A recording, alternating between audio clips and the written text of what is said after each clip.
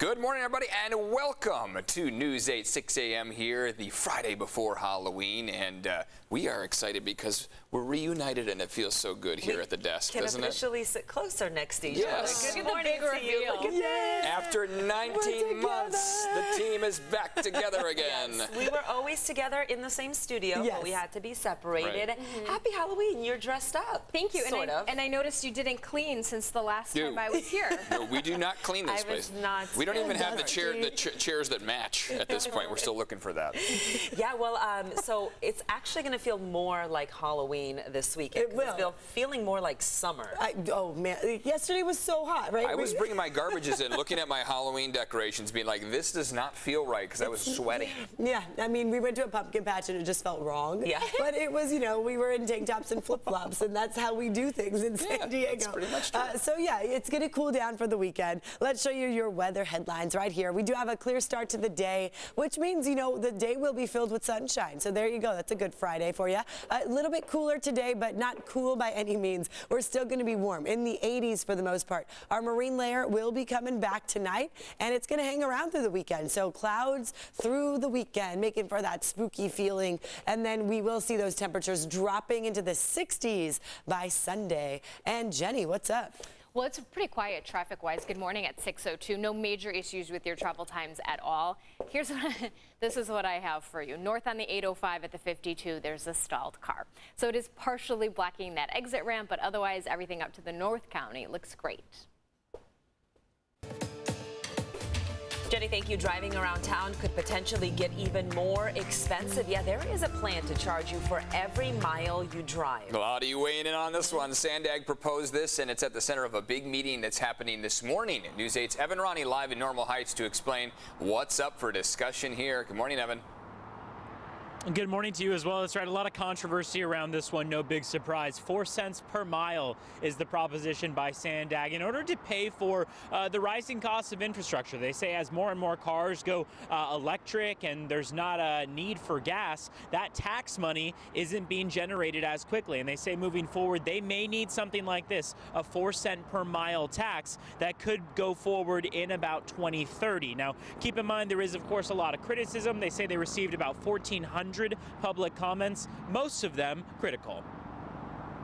It already is a high cost of living here in California altogether, and now they want to tax us more. They keep taking and taking.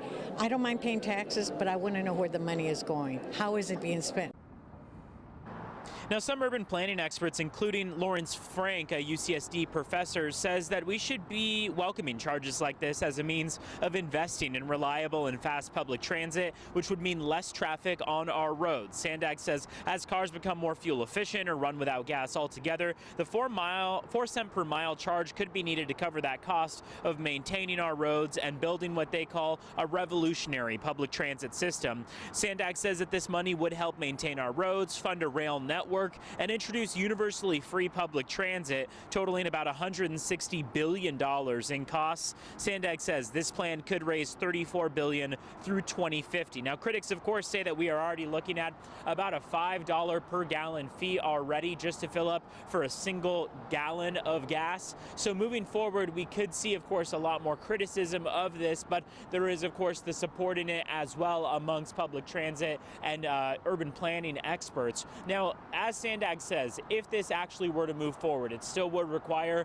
likely a vote in Sacramento, as well as the possibility of a ballot measure in which San Diego residents would have to give it a thumbs up or a thumbs down. And even if something like that were to pass, it likely would not actually go into effect until about 2030. Mayor Todd Gloria says this is something that could be decades out. So there is still, of course, a lot of conversation around it. And as you heard earlier, SANDAG does have a meeting scheduled for it at 9 a.m. today. If you want more information, you can head to our website, cbs8.com. We've got a link on how to tune into that virtual meeting taking place at 9 o'clock. Stella, Eric, I'll send things back to you in studio. Well, the community is invited to celebrate the life of a North County boy who died from an undetected heart condition. Marco became sick while at school last week and later died in the hospital. The 13-year-old attended Madison Middle School in Oceanside. Tomorrow's celebration of life is happening at Mance Buchanan Park from 2 to 7. This morning, you are being asked to use less water. The San Diego County Water Authority just activated its water shortage contingency plan, asking people to voluntarily reduce water use by 10%. But officials say they're hoping for a 15% drop in line with Governor Gavin Newsom's emergency drought declaration. The last time the water shortage contingency plan was activated was in 2014. Well, it looks like the Padres have a new manager. That's right. Sources saying the team will hire Bob Melvin to replace Jace Tingler. And joining us live, Javier Reyes, the host of the Locked On Padres podcast. Good morning to you, Javier. Thanks for joining us. Awesome. Glad to hear you. Okay, so Bob's coming from the Oakland A's. This announcement honestly kind of came out of the blue for me, and I know a lot of other fans. Give us the quick rundown of Bob Melvin. Oh, man. I mean, literally, I'm just hanging out with my Bob watching Loki, having a great time. And then I get all these flood of texts. I didn't even know Bob Melvin was going to be available. And he's regarded as one of the most, respected and best managers in all of baseball. And he wasn't even previously reported on. So I don't know about you guys, but that sounds pretty good to me, especially for a team that had such a collapse in the second half. Yeah. So what's it going to take for him to handle all the different personalities on the team and get the Padres into the playoffs? I think you just need a guy who's going to be there for his players and is just a baseball guy. And by all accounts, that's what I hear. One of the Oakland A's players, Ramon Laureano, would just be like hours after the game, speaks so highly of the guy. He's always there for his players in situations where teams may get mad at him. Maybe the Tatis 3-0 incident. Bob Melvin's going to be there for his guys, and he has a lot of experience, and that's what you want. You don't just want another guy who doesn't have as much experience and is just an extension of the front office. So it's really, really exciting times in Padre land. Yeah, Javier, I've also heard, a lot of, like you have positive comments on his experience and how he's got some experience in the playoffs. I believe he's been to the playoffs like 7 times. I think the Padres as a team have only been there 6 times. So he does have that playoff experience. But Javier, deep into the playoffs, I've seen some of the criticism coming about how is he the guy to get you to the World Series, not just into, the first round of the playoffs. What are your thoughts on that real quick? So absolutely. I mean, here's the thing. A lot of people have brought that up, like, oh, he hasn't made it too far in the playoffs. But my thing is this, the Padres ownership, the Padres kind of culture right now, they're putting a lot more resources into the team than I think a lot of Oakland A's fans would tell you has happened with their team. So I think that you look at the superstar power, you look at the fact that AJ Preller is ready to make moves at any second, as evidenced by this hiring, which I thought, I woke up and I wasn't even sure if it was a dream or anything.